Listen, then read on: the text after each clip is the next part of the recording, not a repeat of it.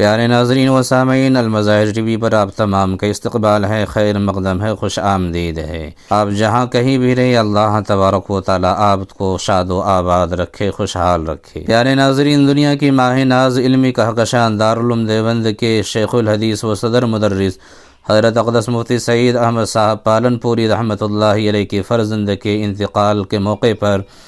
حضرت مولانا احمد لاڑ صاحب نے حضرت شیخ کے فرزند کی نماز جنازہ میں شرکت کی اور حضرت شیخ الحدیث و صدر مدرس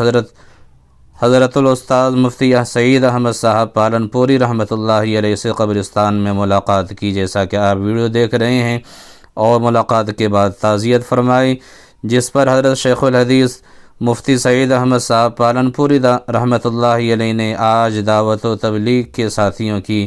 علماء کرام سے دوری پر فکر مندی ظاہر کی، اور اس طرح سے حضرت شیخ الحدیث رحمۃ اللہ علیہ نے فرمایا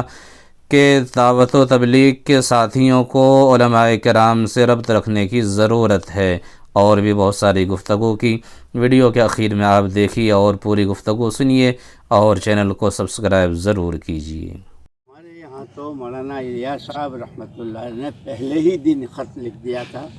قاری طیب صاحب رحمۃ اللہ علیہ کو ایک کام شروع کیا ہے، بہت کمزور ہوں، آپ علماء کی سرپرستی کی ضرورت ہے۔ بالکل صحیح فرمایا، بس تو ہم تو اسی کے تابع ہو کے چلتے ہیں۔ نہیں بہت صحیح فرمایا۔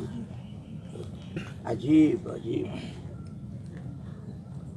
بولو۔ اور حضرت مولانا الیاس صاحب رحمۃ اللہ علیہ کا ملفوظ ہے، جماعت جہاں جائے